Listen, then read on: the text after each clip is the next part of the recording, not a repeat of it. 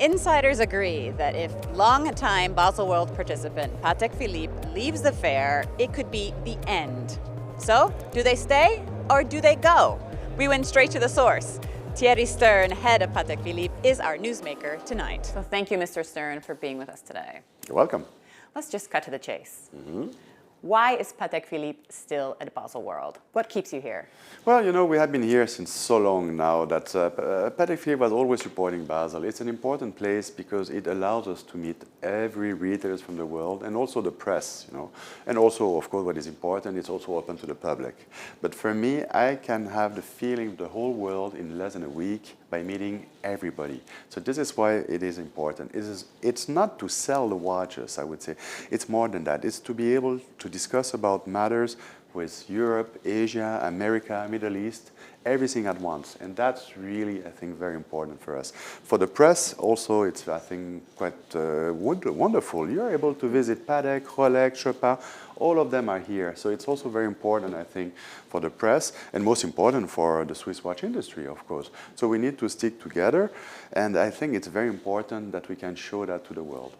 Now that you mentioned sticking together, I recently interviewed Raymond Loretin, and he is really for the idea of federalizing the watch industry and even bringing it even closer together in order to move forward. What's your feeling? No, it's not bad, but that's what we are doing, actually. You know, there are two fairs. One is based in Geneva, the other one in Basel. I think what was important is that we could really fit the two fairs together at the same moment, I would say. So that's what will happen next year.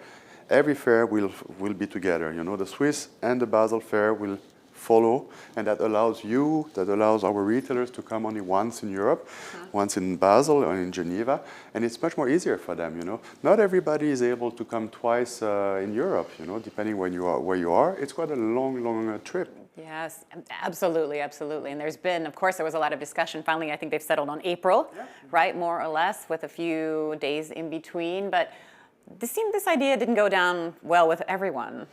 At the beginning, it's never easy, of course. Nobody is willing to change. You know, Basel had some problem with the dates because they have some other fair. Geneva, it's exactly the same. So it's not that nobody wanted to do it. It was difficult. But finally, we could find the date who was really appropriate for both of them. So now I would say that everybody is very happy, you know. And there's no way we can put everybody together under one roof because it's too big.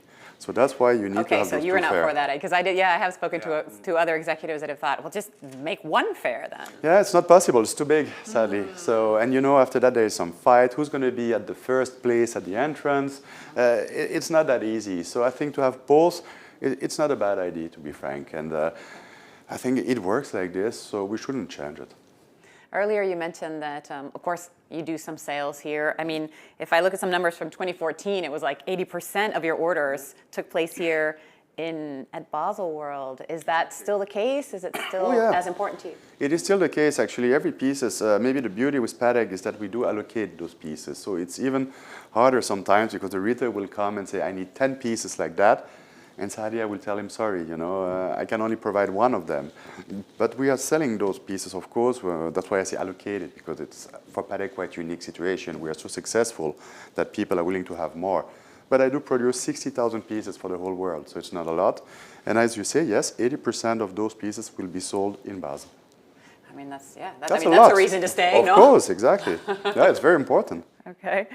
And where do you feel like we are with watch fairs in general at the moment? I mean, of course, there's the camp that says, come on, what are we doing here? This is passé, this is no longer needed. And then there are people like you that say, but we still get a lot out of them. But as I said, you know, I think we're still human and we need contacts. Of course, you can use all the media to do it, the internet and everything, but it's not the same as being face-to-face, to be able to talk about some different matters. I think it's important that we can do that. So for me, to be frank, I like the idea to present that through the web or everything, but it's not the same. When I have to talk with the retailers about something strategic, I would like to see him. And you know, to present such a product, you also need to see it and to touch it. And that's why I think we need to have such a fair. Now, is it going to evolve? Certainly. We Let's have to talk develop about this. it. Of I course. think you guys, there was a meeting this morning, as I understand There was it. one, yeah. I wasn't at the meeting, I was here, but the idea where is... Vision 2020 was more revealed? Yeah. So I do not have the feedback for now on, Right. but the idea is to say, okay, how can we improve? What should be done? For who? I think what is important is that we need now to focus on you, for the press and the retailer. How can we help you with hotel, transportation, all the organization who is around it? That's what I think need to be improved, if I may say so. And yes, should we have some other new idea for the fair? Also, which one? I do not know today. I think it's the fair also who has to do their own job. My job is to provide beautiful watches. Their job is to make it look very nice and also efficient. So, but you think this was needed? I mean, this Yes, revamp was definitively. absolutely needed, and he's on the right track thus far. For me, it is on the right director. track. Once we found the date, we were agree about the date, everything was easier. Okay. All right. So, if we look at industry trends, what are you looking at? What are you seeing? Connected watches? Well, no, I think versus both are mechanical? good, connected, quartz, mechanical. For Patek, of course, my field is not the connected watches. I'm not going to start to compete with Google, Apple, all those guys. It's absolutely out of a question. My field is to work on mechanical watches. That has been always the case.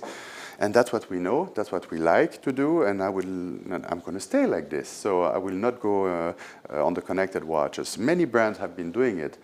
But to be frank, it's not a fear. We had the same in the 70s with the quartz movement. Everybody said, oh, now it's over. Mechanical watches are gone. Quartz movement is cheaper. It's more precise. That was a massive crisis. That was a massive for the crisis, Swiss exactly. watchmaking industry. And we are still here today. So that's why I'm not So you afraid. say you could survive the crisis. Of course. There will be always people enjoying to wear with fine mechanical watches. Always. So no fear of missing the boat. No, because I think it's still very nice. It brings back the younger generation to wear a watch. Even if it's an Apple Watch or whatever, it's still a watch, and they will still have the habit to wear something. And that's what I like, Maybe today they like those connected watches, but what about tomorrow? Maybe they are also willing to have a beautiful mechanical watches. That also depends on our own design and what we do in terms of movement, of course. But I have more and more younger generation coming and buying Patek, so I'm absolutely not afraid about that. All right, let's talk about China for a second, Asia, but China specifically. So according to analysts, the economic slowdown there is a reality.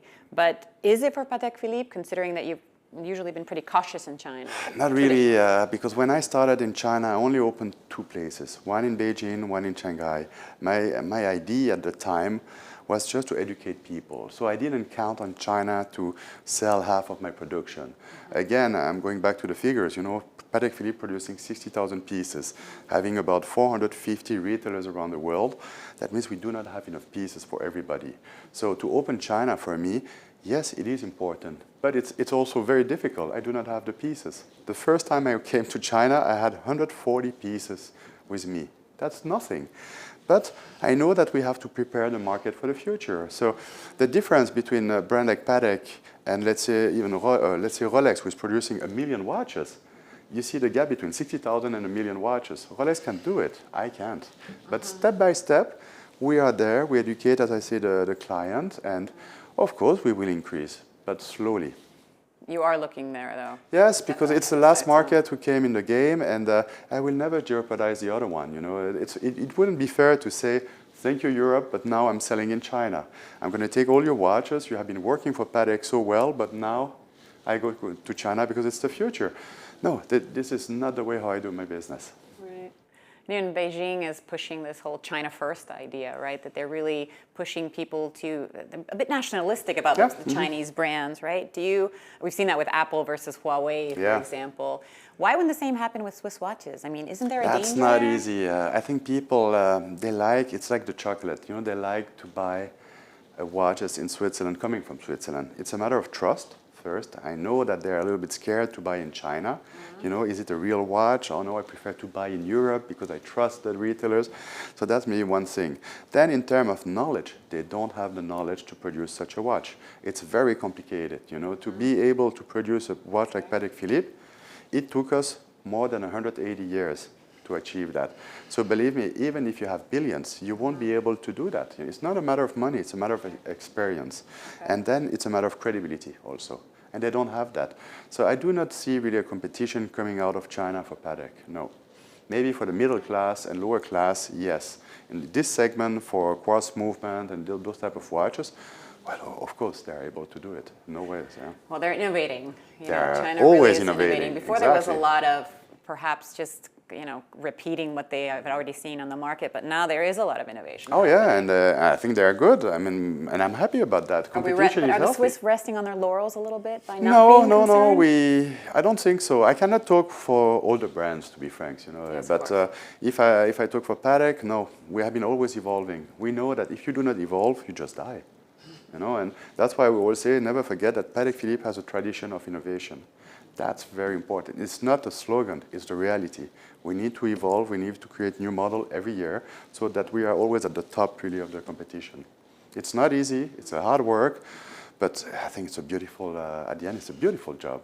But like for everybody, yes, you need to work.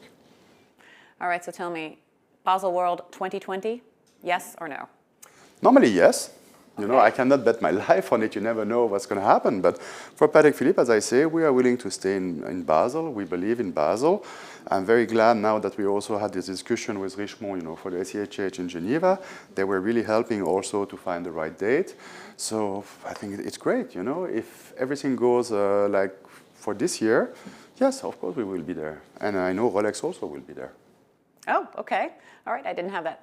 No, but I'll take it from you. I cannot bet on it, but we discuss, and I think it's very easy to be clear. If Rolex is leaving or if Patek is leaving, it's going to be a disaster. We know that. So we have also a very strong responsibility, not only for our own brand, but for all the people who are here.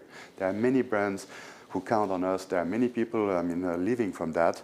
So it's not only about just finding a new business, a new way to do it. You also have a responsibility to help the other one.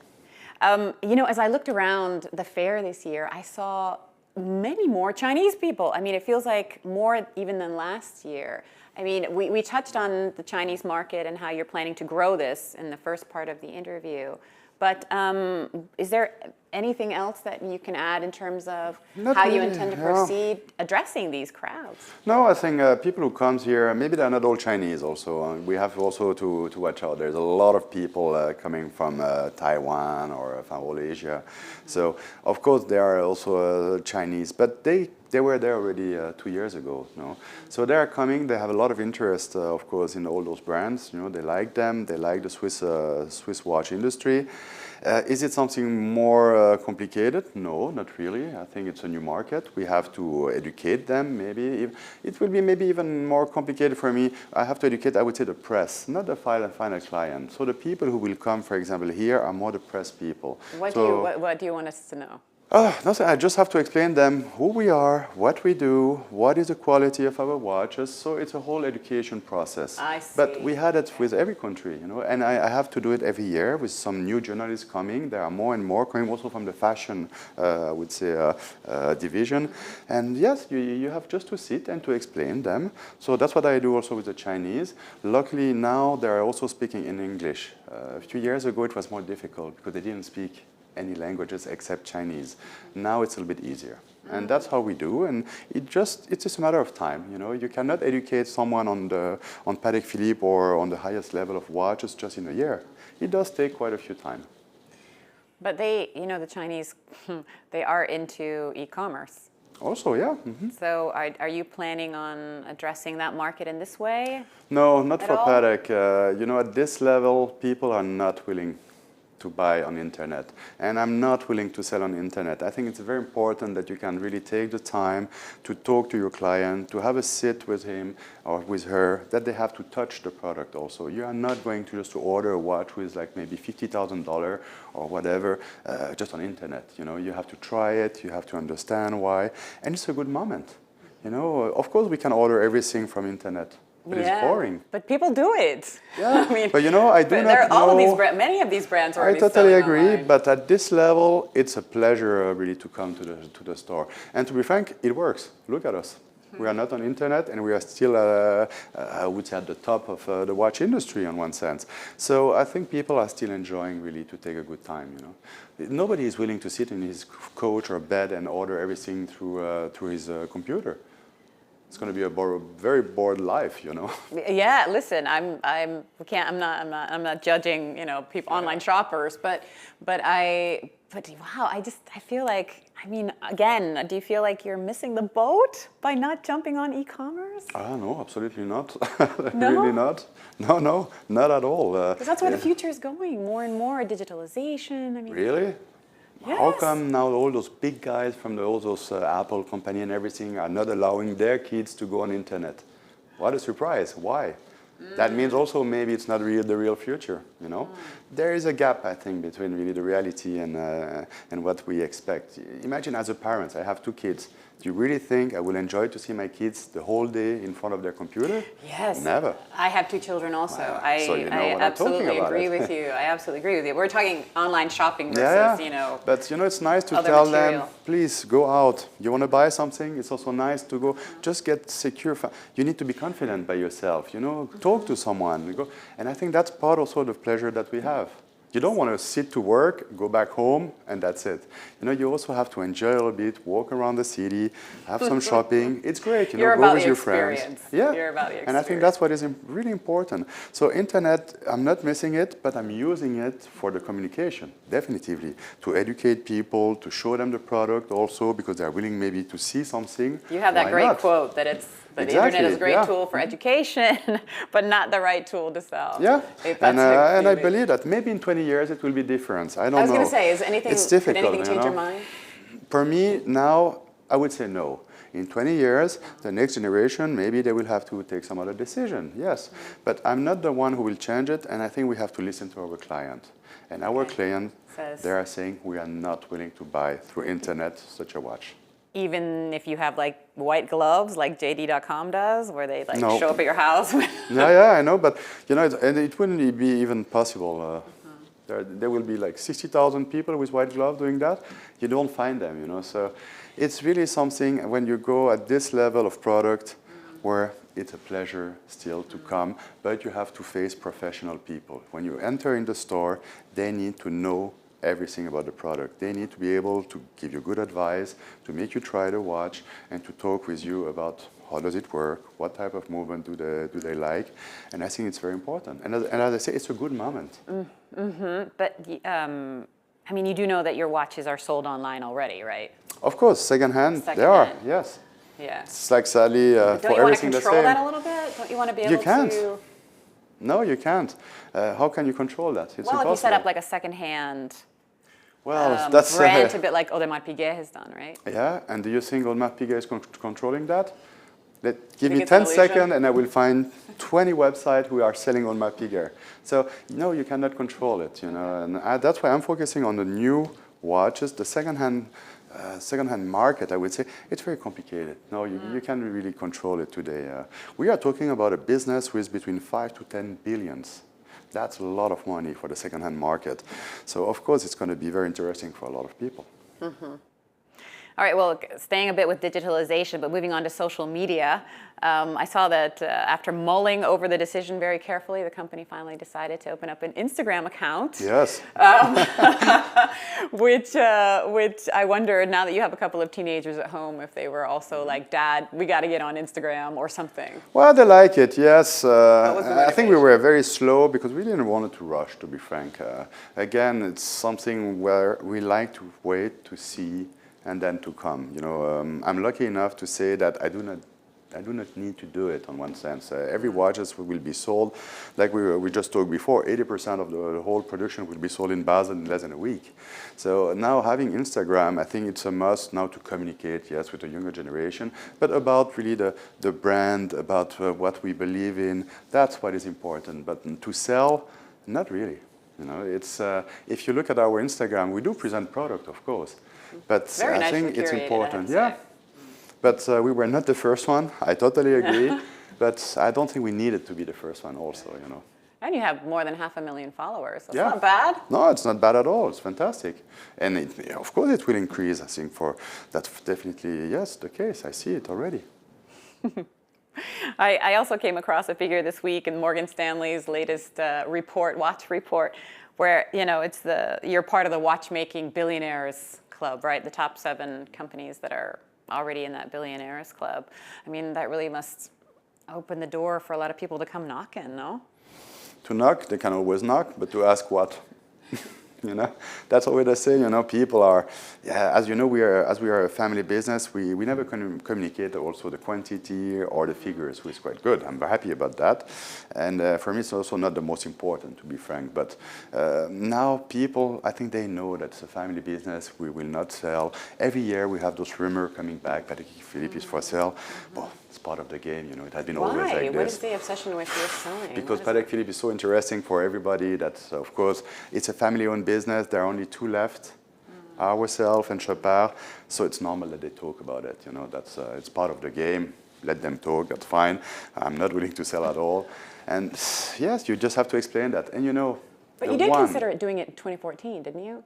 No, selling? No. 2014, 2014 when the Geneva in taxes, Geneva. Yeah, no, I didn't want to sell. I say I'm going to move out of Geneva. Ah, okay. That was another story. And finally, we were all agreed, so everything went well. Okay. You know, but not for sale. No, not at all. No, I think you know, I'm passionate about it. So why should I sell something where I'm the fourth generation? I enjoy what I do. You know, I grew up inside Patek. I like that, and I'm not going to sell it. Fine. You may have a few millions or billions. What am I going to do? I'm 48 years old. Am I going to sit and to say, fantastic, I have a lot of money? I don't see the world like this, you know. I like to do something. Right, okay. Well, and now that we're talking about, you know, a bit looking towards the future, you have a couple of children. Are you already preparing them when you think of succession and who's Not going to really. follow you? I think it's dangerous. You know, they're a little bit too young. One will be 18 in 2 months, so it's not that young. But I would like first to push them to be well educated and that they finish their school. After that, they will have to choose. It's not my choice, it's their choice. And I think it's very important not to give them the pressure, you know, and to say, oh, you're going to take over. It's not very good. So I prefer to say, listen, you will do your own choice, like I did for myself. My father was not pushing me at all, and they will have to decide. But first, they need to do some different type of school, they need to be educated, because it's not easy to run a company like Patek. I cannot imagine. Me neither. But you could not imagine exactly. Back then, right? Back in the Even day. today sometimes, you see. But I'm well surrounded also, and that's maybe also the secret, you know, of I think a family company today is that you should not be sure that you can control it. You know, it's not because you are part of the family that you have the brain who goes with it. So you need to be well surrounded with good people, and you have to accept that they will be more intelligent than you. And you have to find your own skill, your own field, and then just find the people that you need to complete that. You know, if your weakness is here, find someone. That's what is important. The only thing that you cannot do is find somebody who has the DNA of the brand. This is not something that you will learn. So that's maybe the most important part as a family business. You need to have this. You need to give this to the people who will work with you. You know. The DNA of the The brand. DNA, yes, that means the respect of the brand. How do we act? How do we work with people? What are our, I would say, the culture of the company, exactly. And that's what I'm doing it the whole time, you know, finding those young kids, and I will teach them. The first thing, for example, that I will teach to somebody coming and working for Patek is not to sell watches, which is a little bit crazy in one sense, but I don't have enough watches. So when a guy comes who is working at the commercial, he will say, I'm going to sell. And I have to say, sorry, stop. Now you're going to learn how not to sell. And they don't understand it. After a few months, they do understand. When they say, but I don't have the product, I say, yes, I know, I told you. And that's a difficult way to explain to your client, sorry, I don't have the product, I cannot sell, because they're willing to. You know, the retailers, they believe in us. They're giving us the best places in their shop. So it's a whole education to give them, to say, well, I need to have the better place or the premium place, but I cannot guarantee you to have all the watches for you every day or every month. It's not easy. No, it doesn't sound like it is. But I have to ask you, what would you have done if you hadn't gone into the family business? I would go in chirurgy. Into surgery? Surgery, yeah. Oh, okay. Well, but specific kind of surgery? Or no, I think maybe it's a little bit like the watches. You know, the body is a little bit like the watch. So this could have been quite interesting. Okay. But I think I was not ready to study for 10 or 15 years.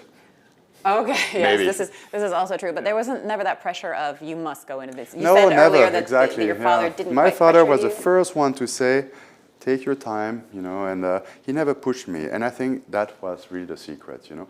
Try to push your kids, you know. If you push them, they just go like this. Sometimes So let them live. You can explain them, you can show them, of course, but that's what I did, to be frank with my kids. I said, listen, I'm not going to push you, but if you're willing to know, I will let you know. If you're willing to see, I will show you, but it has to come from your side, not from my side. All right, we'll see in 10 or 20 years. Yes, exactly. Who's coming to these interviews with you.